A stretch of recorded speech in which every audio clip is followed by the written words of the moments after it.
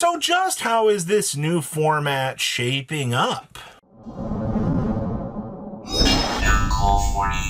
Make sure you guys smash the little crap out of that subscribe button so you guys don't miss out on more content. So we have some interesting thoughts inspired by very early OCG tournament data. Now, this weekend, as you can see, I mean, we were already knees deep in this format. We're going to be seeing, if these results, knock on wood, hold up to be true. So they are putting Albaz as one of the highest tiered decks that they can, along with Draco Tail. Now, from very early results, actually, I think that this is incorrect. Mitsurugi has actually been the one that's been running the show a lot, and they only have Mitsurugi in A tier, which is crazy to see. They also have Yummy in A tier. You'd figure with Snatchy going the one that the deck would just fall apart, but nope, that's not the case. Deck's been doing just fine.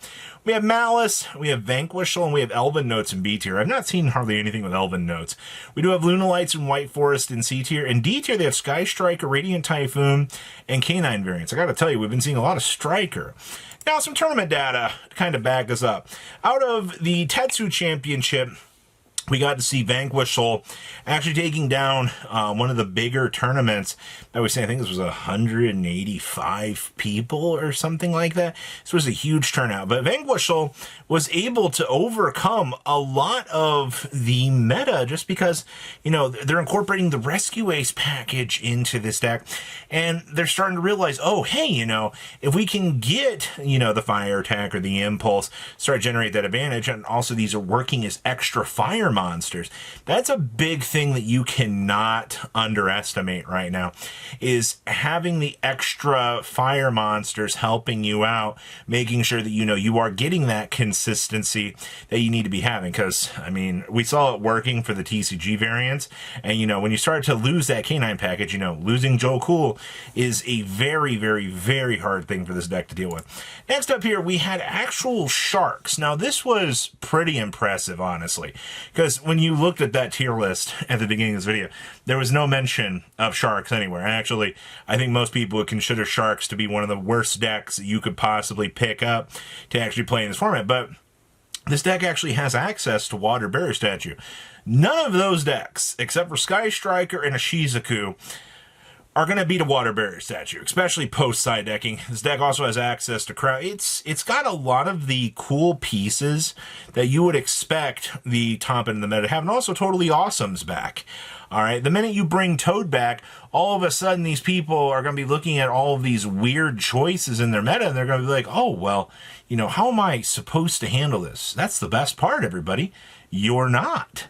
All right, it's kind of crazy to see, but sharks are a very real deck now in the OCG, and I've seen so many Toadally Awesomes popping around, it's crazy. Next up, the evolution of Yummy. Now, with one Yummy Snatchy, people are making some, I'm going to say, very weird calls out of the meta. With those weird calls, you're just going to be seeing people trying out different ideas. Now, this build obviously is playing, Nemesis Corridor. Nemesis Corridor being able to kind of recycle an important resource for you so that you can kind of continue along playing the game is actually very, very important. I feel like we don't give Nemesis Corridor enough of a credit, and especially in Yummy, where they're like, well, it's kind of just synchro pile good stuff at this point, where you are kind of clutching on to, yes, the Borreload Savage, Colossus. The sad part is this build's not playing anything Mitsurugi related, because access to the Herald with the Gravity Controller it's too perfect of a package, and it gets so much free wins. Next up here, we have Malice. It's also crazy to me that you crater Red Ransom into the ban list, and you're just like, bye-bye! This deck has just found way more success than it should have actually had. Now, you do see that we are playing one of the ice spell cards in here as well. That's kind of the thing, right? Like, this deck has to find a way to kind of create this new evolution in order to kind of keep up. And honestly, I think the deck's doing pretty decent at trying to find new things. You see the Salamangreat cards being built into this deck kind of as that alleviator for this deck to try to compensate for its loss. You're also playing all three of the Malice traps now. I don't blame you for that. Honestly, losing one of the most important names to the deck does kind of make you have to substitute and try to find some sort of different variables to kind of make this deck continue on with its success rate. So that's pretty interesting.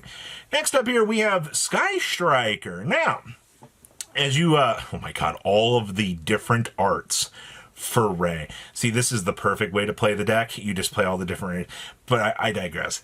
2 Desires, I think, is fine. We're going with 2 Crown, 2 Droplet. You're also not playing the... We're actually not playing the Black Goat Laughs in this list.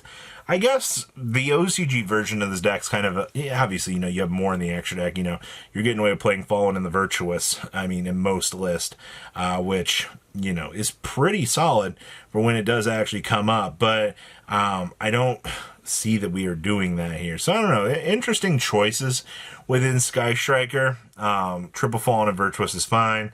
Double Lemon Escape, I'd make the argument for it kind of stinks, but you're playing Double Desires, so you're kind of expected to play some of that extra gas to help you out.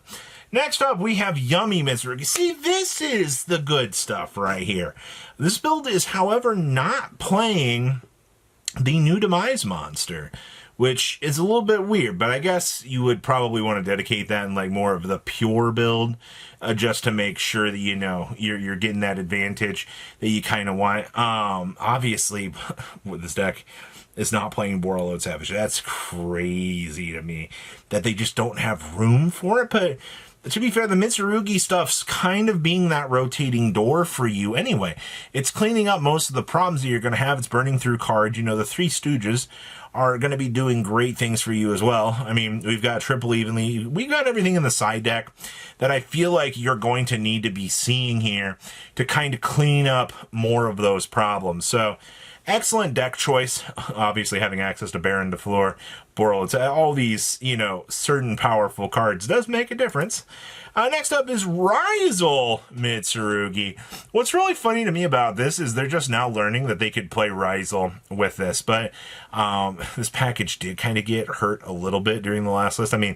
Look how short your Rizal monster lineup is. It is literally just the most one-of lineup that you can kind of jam-pack into a list these days. It's crazy. Build's also playing 1 Nibiru, so, if you do get access to the Gallant Granite, you just pull on into the Nibiru, and you're basically set. I do kind of appreciate that, honestly.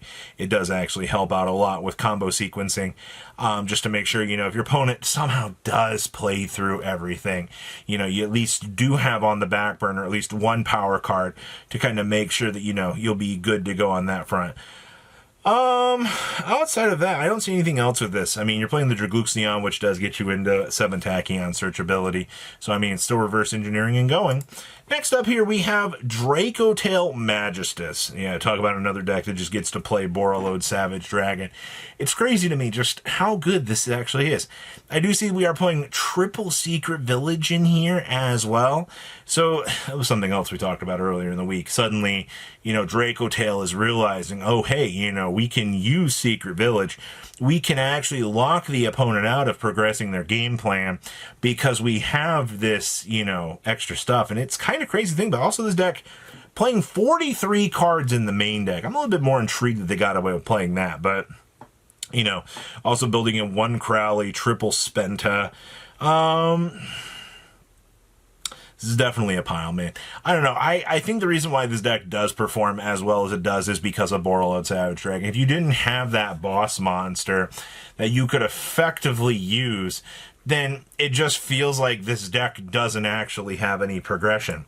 Next up is Odeon and Friends. Talk about how many Dominus cards that you can jam-pack into one deck and expect it to work out. Because, you triple Purge, 2 Impulse, and 1 Dominus Spiral, triple Songs of the Dominators.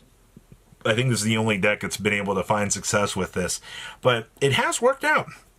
Also, we are playing 2-Dimensional Fissure in the main deck. That's fine, honestly. Everything that you're seeing here with this, I do think looks good. And our last list for this is going to be Tellarknight Automata Mat. This was a list that definitely came out of nowhere. I mean, obviously, it just kind of feels like you're gutting the Rizal cards to play a better rank 4 package at this point. Because honestly, it feels like Teller Knights have now shifted the scales to the point that, you know, they are feeling like the better package. So it does kind of feel that way. And honestly, I'm kind of looking forward to it. So what do you guys think about how Japan's doing right now? Please leave a comment down below to what you guys think. See your beautiful faces back here and dig it.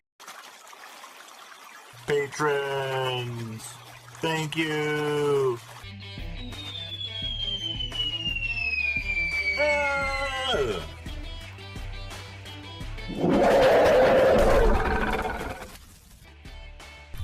Thank you so much for watching. Check out these other videos.